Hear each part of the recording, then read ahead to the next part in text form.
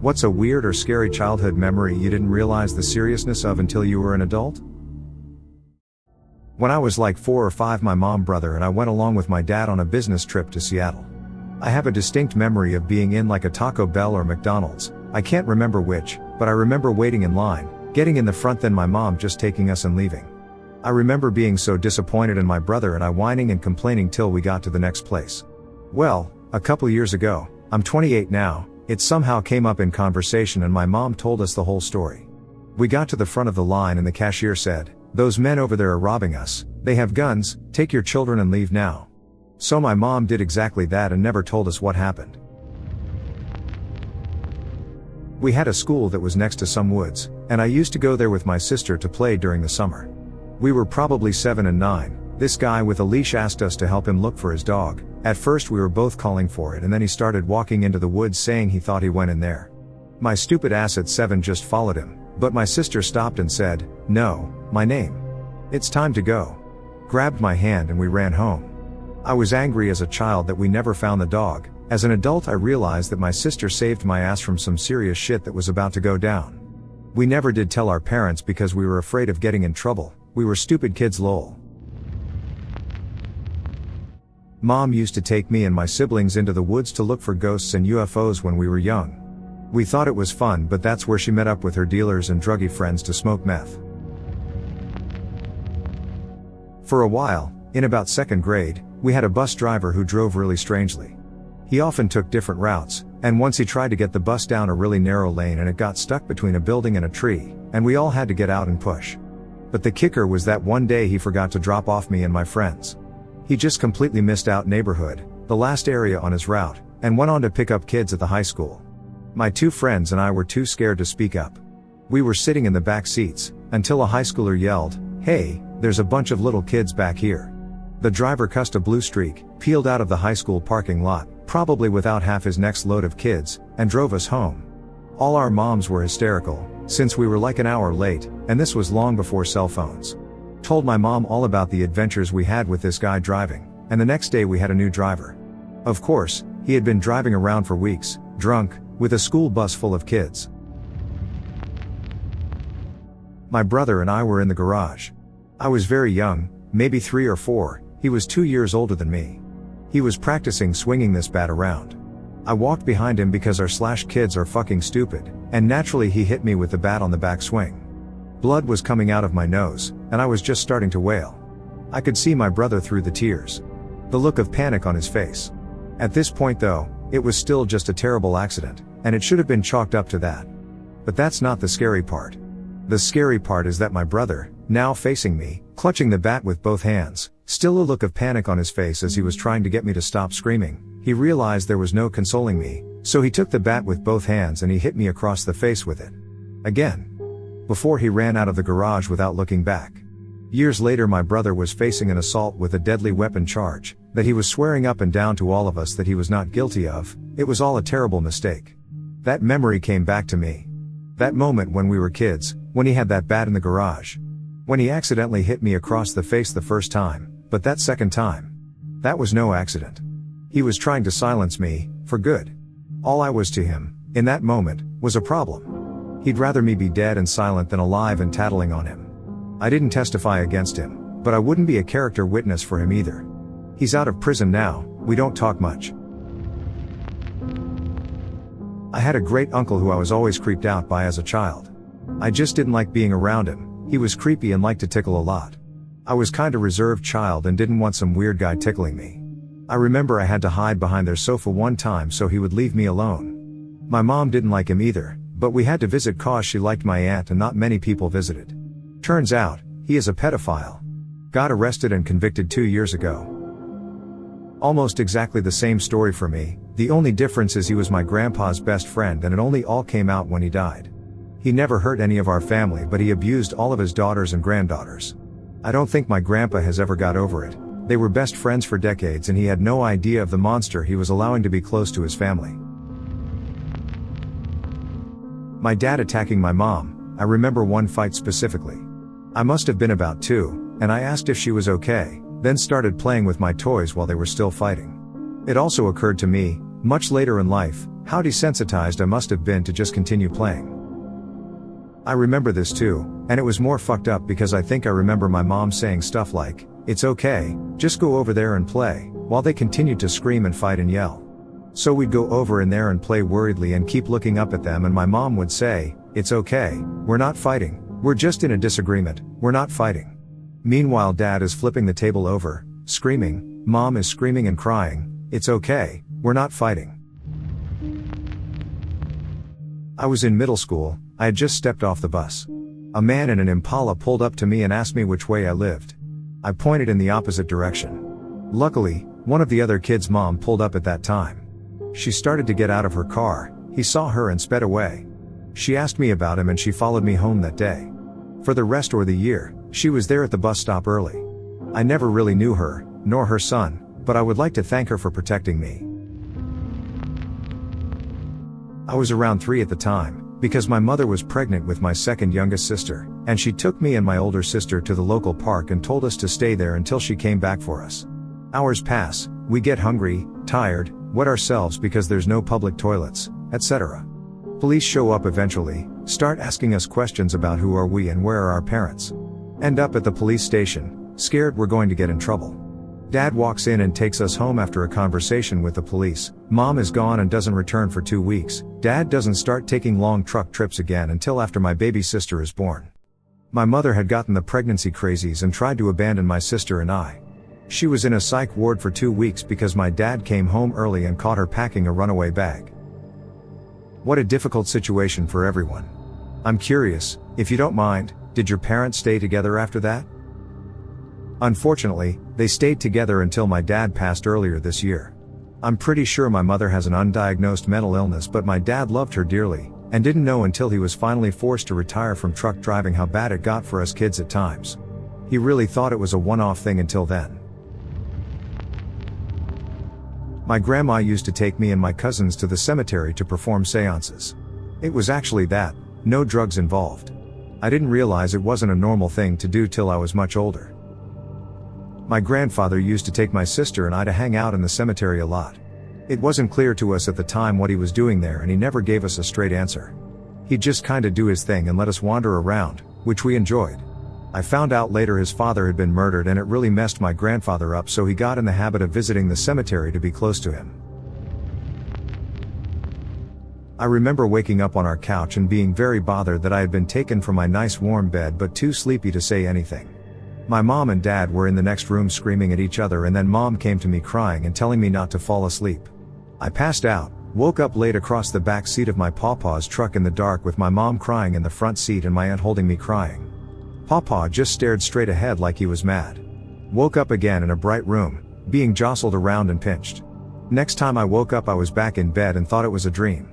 20 years later I am informed that, age 3, my fever spiked and both mom and dad unknowingly gave me medicine. Those meds reacted to each other and I had a seizure, but dad had to go to work and couldn't be bothered, so my aunt and pawpaw took me to the hospital. Ambulance takes longer. In the truck I was turning blue. The bright room was the ER, and the pinches were multiple IVs and tubes and such being placed. I was there, out like a light, for 3 days. So, did your parents divorce?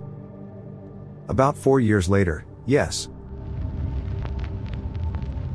One time, when I was about 10, I was practicing holding my breath in the pool while my uncle, who was living with us at the time, watched me. He held me under the water way too long, to the point where my lungs were burning. I honestly thought at the time that he was just helping me build my endurance, but I later found that he, my mother and all their siblings were horrendously abused by the father, and my uncle had developed severe anger issues. So I guess he was taking some of that out on me. Haven't seen him in years. What the fuck?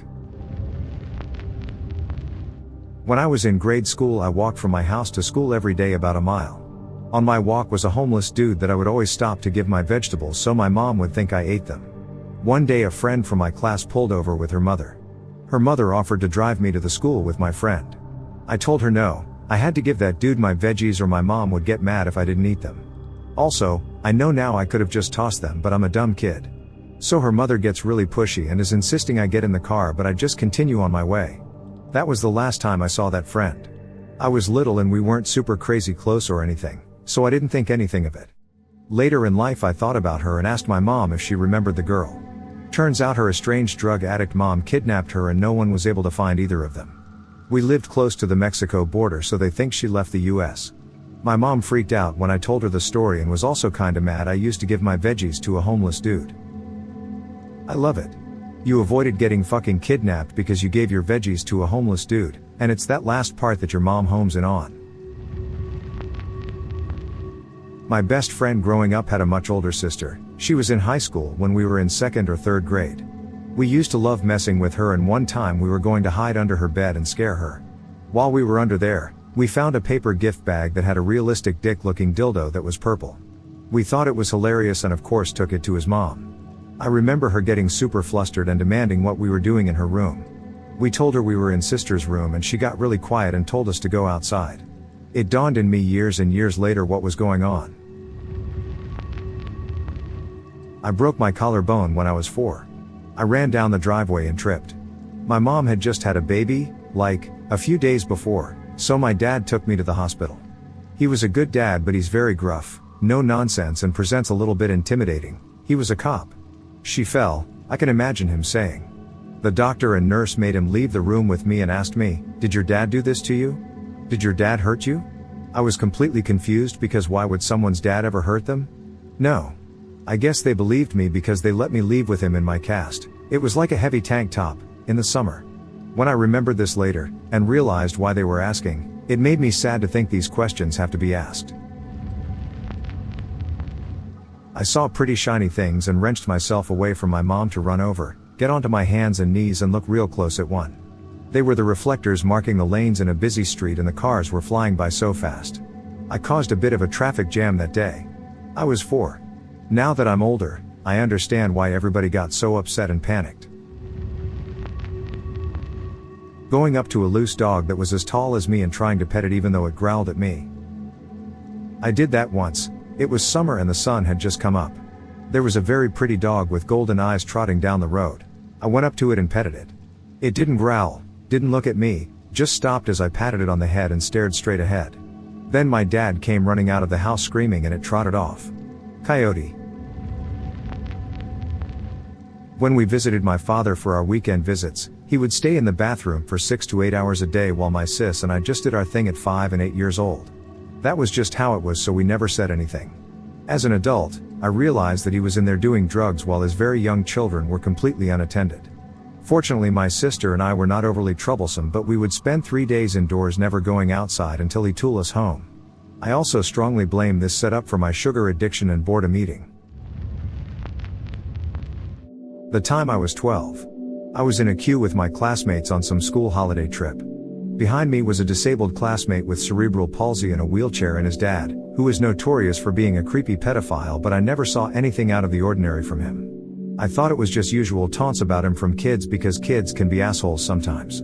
I felt a hand run down my back as I was standing and I thought it was the disabled kid. You know, sometimes he would just touch you, but it wasn't weird. He was just severely disabled and would just raise his hands at everything and scream randomly. People started saying that it was his dad who done that and they saw him. It didn't sound like they were joking either, so I really don't know. What if it was?